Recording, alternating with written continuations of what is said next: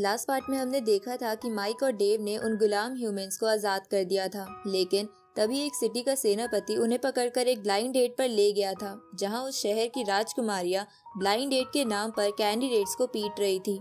तभी माइक और डेव वहां ईरान नाम के बंदे से मिलते हैं, जिसे भी वो सेनापति पकड़ कर ले आया था, लेकिन वो राजकुमारियों से लड़ने में डर रहा था। तो माइक और डेव उससे कहते हैं कि तुम चिंता मत करो, हम तुम्हारी मदद जरूर करेंगे। लेकिन जब ईरान राजकुमारियों से पिट रहा था तो शुरू में तो माइक और डेव उसकी मदद नहीं करते, लेकिन बाद में उन्हें भी उसके लिए बुरा लगता है। इसलिए वो ईरान को बचाने के लिए एरेना में आ जाते हैं और राजकुमारियों को फाइट के लिए चैलेंज कर देते हैं। अब आगे तो इस पार्ट की शुरुआत में हम माइक और डेव को उन दोनों राजकुमारियों के सामने एरेना में देखते हैं। तभी उनमें से ऑरेंज बाल वाली एक राजकुमारी डेव पर अटैक करती है, पर डेव उससे बचकर स्वॉर्ड लेकर ब्राउन बाल वाली राजकुमारी की तरफ बढ़ने लगता है और उस पे तलवार से अटैक करता है।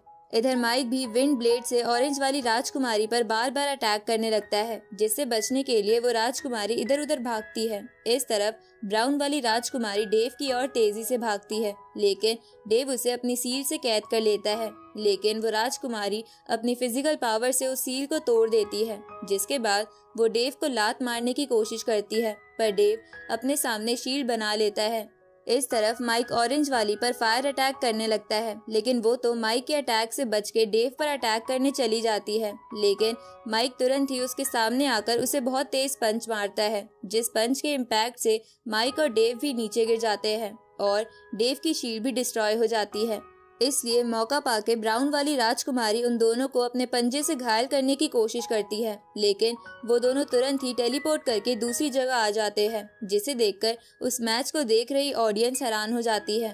तभी ऑरेंज वाली राजकुमारी फिर से एरेना में आ जाती है, लेकिन इस बार वो बहुत ज्यादा गुस्से में थी, जिसे देखकर माइक भी एक बार को घबरा जाता है। तभी वो तेजी से माइक और डेव की तरफ बढ़ती है, जिसे देखकर माइक और डेव डिफेंस पोजीशन में आ जाते हैं। पर तभी ब्राउन वाली राजकुमारी उन दोनों पर साउंड वेव से अटैक करने लगती है, जिससे वो दोनों थोड़ी देर के लिए डिस्ट्रैक्ट हो जाते हैं और ये मौका पाकर वो दोनों राजकुमारी माइक और डेव के पास आने लगती है, जिसे देखकर माइक डेव को लेकर उस जगह से थोड़ा दूर जाने की कोशिश करता है, लेकिन डेव उसके हाथ से छूटकर नीचे गिरने लगता है। तभी वो राजकुमारी डेव के बिल्कुल पास पहुंच जाती है और उसे लात मारने लगती है, लेकिन माइक डेव को अपने पास टेलीपोर्ट कर लेता है। ये देखकर वो राजकुमारियां फिर से उन दोनों की तरफ बढ़ने लगती है। ये देखकर माइक थंडर और फायर एलिमेंट की मदद से उन दोनों को रोकने की कोशिश करता है, लेकिन वो दोनों साथ मिलकर माइक पर अटैक करती है, पर डेव तुरंत ही डिवाइन स्टैचू की फॉर्म में आकर माइक को बचा लेता है और उनमें से एक राजकुमारी को दूर फेंक देता है और एक के ऊपर अपनी स्वॉर्ड रख लेता है, जिसे देखकर उस राजकुमारी को लगता है कि डेव उसे नहीं मारेगा। पर उसी वक्त माइक एक बहुत ही पावरफुल पंच उस राजकुमारी के मुंह पे मारता है, जिसकी वजह से वो भी दूर जाके दीवार से टकराती है, जिसे देखकर ऑडियंस पूरी चौंक जाती है। पर तभी वो दोनों राजकुमारियां फिर से एरेना में आ जाती है और अपनी बॉडी पर चारों तरफ स्पिरिचुअल ऑरा फैलाकर अपने आप को हील कर लेती है और आपस में बोलती है कि हम इन्हें जीतने नहीं दे सकते। तो ये देखकर वहाँ खड़ी ऑडियंस डर के वहाँ से भाग जाती है। उसी वक्त वो दोनों राजकुमारियां एक फॉर्मेशन बना के माइक और डेव को गोल्डन क्लाव प्रिजन में कैद कर लेती है और उनपे गोल्डन टाइगर स्पिरिचुअल फॉर्म से अटैक करती है। तो ये देखकर डेव अपने आगे शील्ड बनाने लगता है, लेकिन तभी उसे एहसास होता है कि वहाँ रेड क्वीन आ चुकी है। इसलिए डेव माइक को अपने साथ टेलीपोर्ट करके बहुत दूर चला जाता है। इस तरफ जब वो राजकुमारियां देखती है कि माइक और डेव वहाँ नहीं है तो उन्हें बहुत गुस्सा आता है। तभी वहाँ रेड क्वीन आ जाती है, जिसने महल के ज्यादातर सिपाहियों को मार दिया था और अब वो उन दोनों राजकुमारियों से कहती है कि माइक और डेव को मेरे हवाले कर दो। इस तरफ जब माइक और डेव उस महल से दूर आ जाते हैं तब माइक डेव से कहता है कि मुझे तो लगा रेड क्वीन हार मान लेगी, पर ये तो यहाँ तक आ गई है, पता नहीं हमें कब तक इससे भागते रहना पड़ेगा और ये कब हमारा पीछा छोड़ेगी। ये सुन के डेव माइक से कहता है कि इस सिटी में तो बहुत सारे खतरनाक मॉन्स्टर होने चाहिए थे जो राजकुमारी को प्रोटेक्ट करते हैं, लेकिन पता नहीं रेड क्वीन उनसे बच के महल में कैसे आ गई। शायद रेड क्वीन हमारी सोच से ज्यादा ताकतवर है, इसलिए हमें उससे बचने के लिए कहीं और जाना पड़ेगा। इसके बाद डेव एक मैप बाहर निकालता है और माइक से कहता है कि हमें इस आइलैंड के और बीचों बीच जाना पड़ेगा, क्योंकि वहाँ पर और भी बहुत ताकतवर डीमंस होंगे जो रेड क्वीन को अपने इलाके में नहीं आने देंगे। इसलिए शायद वहाँ हमारे बचने के चांसेस हैं। इस पे माइक डेव से कहता है कि पर वहाँ जाते समय ही रेड क्वीन ने हमें पकड़ लिया तो हम क्या करेंगे। ये सुन के डेव कहता है कि वो पिछली हर बारी से हमारे पास बहुत टाइम के बाद पहुँच रही है, जिसके पीछे जरूर कोई रीजन होगा। ऊपर से मैं भी उसे थोड़ा दूर से सेंस कर सकता हूँ, इसलिए अगर वो हमारे पास आई तो हम टेलीपोर्ट करके फिर से यहाँ आ जाएंगे। इस पे माइक भी एग्री करता है। साथ ही वो डेव से कहता है कि पता नहीं मुझे इस फाइट के बाद ऐसा क्यों लग रहा है कि मैं रेड क्वीन से बिना डरे लड़ सकता हूँ। लगता है शायद मेरा कॉन्फिडेंस बढ़ गया है। इस पे डेव माइक से बोलता है कि चाहे कुछ भी हो पर हम रिस्क नहीं ले सकते, इसलिए हमें जल्द से जल्द इस आइलैंड के बीच पहुंचना होगा। ये सुन के माइक डेव से कहता है कि तुमने मेरी बात पर मेरा मजाक क्यों नहीं उड़ाया, क्योंकि अगर तुम मेरा मजाक नहीं उड़ाते हो तो मुझे अच्छा नहीं लगता है। इस पे डेव माइक को बेवकूफ कहता है, जिसके बाद वो दोनों आगे जाने लगते हैं। दूसरी तरफ रेड क्वीन ने उन दोनों राजकुमारियों को बहुत ज्यादा घायल कर दिया था, लेकिन वो फिर भी हार नहीं मानती और तेजी से रेड क्वीन की तरफ बढ़ती है। पर रेड क्वीन अपने टेंटिकल्स उनके चेस्ट में घुसा देती है और उन दोनों से कहती है कि माइक और डेव कहाँ पर है। इस पे वो राजकुमारियाँ बोलती है कि तुमने हमसे पंगा लेके बहुत गलत किया है। एक बार हमारे डैड महल में वापस आ गए तो वो तुम्हें जिंदा नहीं छोड़ेंगे। ये सुन के रेड क्वीन उन दोनों से बोलती है कि चाहे कोई भी आ जाए पर वो मेरे हाथ से नहीं बचेगा, इसलिए मैं तुम्हें सच बताने के लिए आखिरी चांस देती हूँ। पर उन दोनों राजकुमारियों को तो माइक और डेव के बारे में पता ही नहीं था, इसलिए वो कुछ नहीं बोलती। लेकिन रेड क्वीन इस बात से नाराज होकर उन दोनों की चेस्ट के और अंदर अपने टेंटिकल्स घुसा देती है और उन दोनों की एनर्जी एब्जॉर्ब करने लगती है। जहाँ वो ऐसा करते हुए बोलती है कि भले ही ये एनर्जी मेरी जितनी प्योर नहीं है, लेकिन ये भी बहुत ज्यादा प्योर है। उसी वक्त आसमान काला हो जाता है और एक बीम आकर उन दोनों राजकुमारियों को कहीं और टेलीपोर्ट कर देती है, जिसके बाद उस रेड क्वीन पर एक बहुत ही पावरफुल स्पिरिचुअल टाइगर से अटैक होता है, जिसे देखकर वो रेड क्वीन वहाँ से भाग जाती है। इस तरफ हम उन दोनों राजकुमारियों के फादर यानी उस पैलेस के किंग को देखते हैं जिसने ये सब किया था। अब वो किंग अपनी बेटियों के पास जाता है तो वो दोनों बेटियां अपने फादर को गले लगा लेती है, जिसे देखकर वो किंग कहता है कि मैं सिटी के थोड़ा बाहर क्या चला गया, किसकी इतनी हिम्मत हो गई कि वो मेरी बेटियों को हर्ट कर सके, पर तुम दोनों चिंता मत करो, मैं उसे तुम्हारा बदला लेकर रहूंगा। इसके बाद वो किंग रेड क्वीन के पीछे चला जाता है, जिसके जाने के बाद वो दोनों राजकुमारियां कहती है कि माइक और डेव सच में निडर है जो उनके पीछे इतनी पावरफुल मॉन्स्टर पड़ी हुई है। पर तभी वो राजकुमारी कहती है कि भले ही वो कैसे भी है, पर मुझे तो वो ब्लू बालों वाला लड़का बहुत ज्यादा पसंद आया था।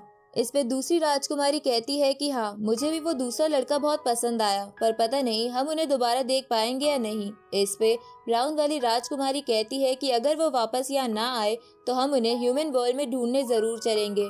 इस तरफ हम माइक और डेव को देखते हैं जो एक पहाड़ पर बैठकर आराम कर रहे थे। तभी माइक बोलता है कि एक दिन गुजर गया है पर अब तक वो रेड क्वीन हमारे पास नहीं पहुंची। इस पे डेव माइक से कहते हैं कि क्या तुम उससे मिलना चाहते हो। इस पे माइक कहता है कि ऐसा नहीं है, मैं तो बस वही बात सोच रहा था जो तुमने कही थी कि वो राजकुमारी हर बार हमारे पास बहुत लेट से पहुंच रही है। लगता है तुम्हारी बात बिल्कुल सच है। इसके बाद वो दोनों पियरलेस बीट के पैरेलल वर्ल्ड में आ जाते हैं, जहां उस पियरलेस बीट के कोर पर एक लाइट गिरती है, जिसके बाद वहां एक स्क्रीन सामने आ जाती है जिससे बाहर का नजारा दिख रहा था। तो स्क्रीन को देखकर माइक बोलता है कि क्या पियरलेस बीट फिर से इवॉल्व हो गया है। ये सुन के डेव कहता है कि हो सकता है कि ऐसा रेड क्वीन के हार्ट से हुआ हो। इस पे माइक कहता है कि ये तो अच्छा हुआ, अब हम पैरेलल वर्ल्ड में रहकर भी बाहर का नजारा देख पाएंगे। लेकिन मैं इस बात से थोड़ा सैड हूँ कि उस रेड क्वीन के हार्ट से बस स्क्रीन की ही एडवांटेज हमें मिली, लेकिन मुझे तो लगा था कि वो रेड हार्ट बहुत कुछ कर सकता है। ये सुन के डेव माइक से पूछता है कि तुम उस हार्ट से क्या एक्सपेक्ट कर रहे थे। ये सुन के माइक बोलता है कि मुझे तो लग रहा था कि वो हार्ट हमें 10th लेवल पर पहुंचा देगा, जिसके बाद हमें रेड क्वीन से डरना नहीं पड़ेगा। उसी वक्त माइक स्क्रीन पर देखता है कि रेड क्वीन तेजी से उसी तरफ आ रही है जहां वो दोनों थोड़ी देर पहले थे। इस तरफ रेड क्वीन वहां आ जाती है, लेकिन वो बहुत ज्यादा घायल थी। तभी वहाँ वो किंग भी आ जाता है जो रेड क्वीन से कहता है कि मैं तुम्हारे कल्टीवेशन को ध्यान में रखते हुए तुम्हें एक ऑफर देता हूँ कि तुम मेरी दासी बन जाओ तो मैं तुम्हें माफ कर दूंगा। इधर माइक और डेव भी किंग को पहचान जाते हैं। इस तरफ रेड क्वीन ये कहते हुए उस किंग पर एक वेब से अटैक करती है कि तुम मुझे दासी बनाने के तो बस सपने देखो, पर वो किंग स्पिरिचुअल हैंड से रेड क्वीन का वेब डिस्ट्रॉय कर देता है। तो ये देखकर रेड क्वीन स्पिरिचुअल हैंड को रोकने की कोशिश करती है, पर ऐसा करने में वो भी पीछे हो जाती है। साथ ही उसकी सांसें भी फूल रही थी और उसकी धड़कन भी बहुत तेज तेज चल रही थी। साथ ही ऐसा डेव और माइक के साथ भी हो रहा था। इधर रेड क्वीन किंग से कहती है कि अगर उन दोनों गधों ने मेरा हार्ट नहीं चुराया होता तो तुम मेरे सामने खड़े होने की हिम्मत भी नहीं कर पाते, लेकिन अब भी तुम मुझे नहीं मार पाओगे।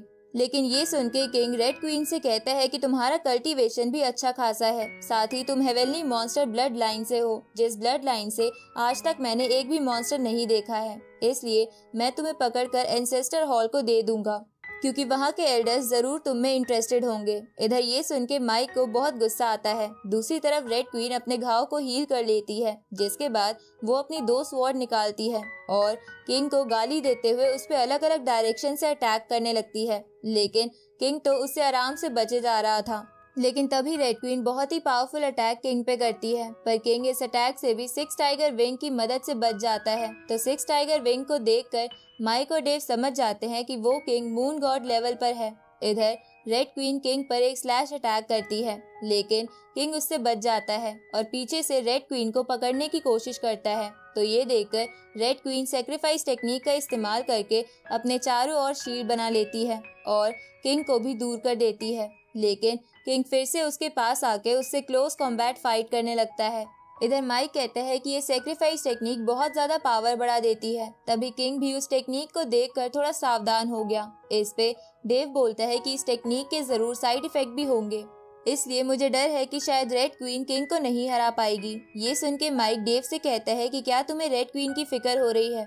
इस पे डेव माइक से कहता है कि अपनी बकवास बंद करो। इस तरफ किंग रेड क्वीन से लड़ते लड़ते अपनी रियल वाइट टाइगर की फॉर्म में आ जाता है, जिसे देखकर रेड क्वीन भी तेजी से अपनी फॉर्म में आते हुए किंग की तरफ बढ़ती है, जिसकी वजह से वहाँ बहुत बड़ा इम्पैक्ट होता है और उस इम्पैक्ट के बाद किंग और रेड क्वीन दूर दूर हो गए थे। साथ ही रेड क्वीन की स्वॉर्ड भी टूट गई थी, जिसे देखकर माइक और डेव को क्वीन के लिए बुरा लगता है। तभी माइक डेव से कहता है कि हमें कहीं ऐसा फील रेड क्वीन के हार्ट की वजह से तो नहीं हो रहा। इस पे डेव कहता है कि ऐसा हो सकता है, क्योंकि वो हार्ट बहुत पावरफुल था। इस तरफ हम देखते हैं कि किंग भी उस अटैक से बहुत घायल हो गया था, पर इस बात का पता उसे थोड़ी देर बाद पता चला था। लेकिन इस बात से वो बहुत ज्यादा गुस्सा हो गया था, जिसके बाद वो रेड क्वीन से कहता है कि मैं तुम्हें आज पकड़कर अच्छा सबक सिखाऊंगा, इसलिए चुपचाप मेरी दासी बन जाओ। और ये बोलकर वो रेड क्वीन को पंच मारता है, जिससे रेड क्वीन नीचे जाकर गिरती है। पर वो फिर भी उठते हुए कहती है कि चाहे आज मैं मर भी जाऊं, पर मैं किसी की गुलाम नहीं बनूंगी।